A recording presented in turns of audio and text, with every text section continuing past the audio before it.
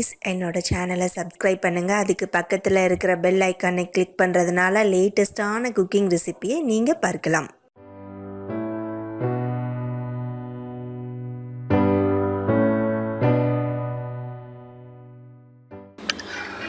Hi, welcome to my channel.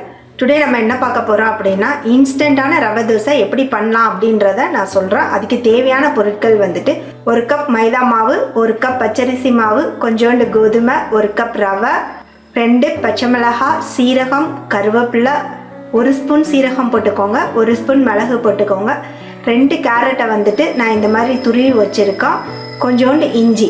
இது எல்லாத்தையும் எப்படி போட்டு மிக்ஸ் பண்ணலாம் அப்படின்றத நான் இப்போ காட்டுறேன். இப்போ அதுக்கு வந்துட்டு 1 டம்ளர் தண்ணி ஊற்றுறான். கொஞ்சம் கல் உப்பு போடுறான். ரவை 1/2 கப், கோதுமை மாவு கொஞ்சோண்டு 2 ஸ்பூன் போட்டுக்கோங்க,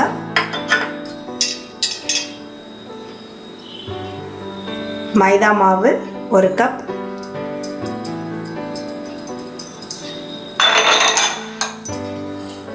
பச்சரிசி மாவு 1 கப்.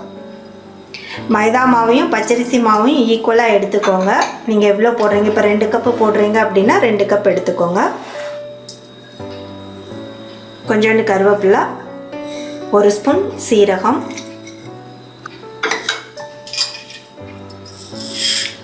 1 ஸ்பூன் மிளகு. இந்த இஞ்சி வந்துட்டு இந்த மாதிரி துருவி வச்சுக்கோங்க. கொஞ்சோண்டு கேரட் 2 துருவி வச்சுருக்கிறோம், அதையும் மிக்ஸ் பண்ணிக்கோங்க.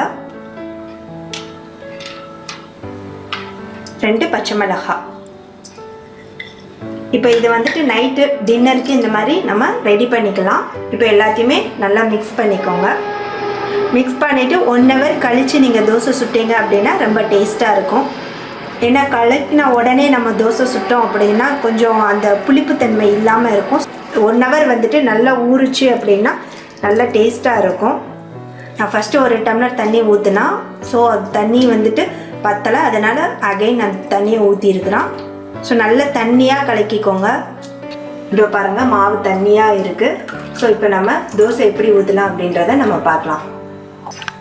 இப்போ பாருங்கள், நான் தோசை சட்டியை வச்சுட்டேன். இப்போ தோசை சட்டி காயட்டும். இப்போ பாருங்கள், தோசையை ஊற்றுறோம். ரொம்ப மெல்லிசாக ஊற்றிக்கோங்க.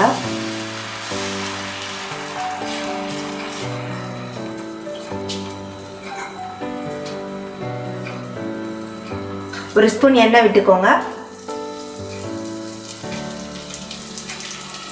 இப்போ மூடி வச்சிருங்க. ஒரு 2 மினிட்ஸ் நல்லா வேகட்டும். இப்போ பாருங்கள், வெந்துருச்சு. இப்போது நம்ம திருப்பி போட்டுடலாம். இப்போ நீங்கள் கொஞ்சம் ஆயில் வேணும்னாலும் ஆயில் விட்டுக்கலாம்.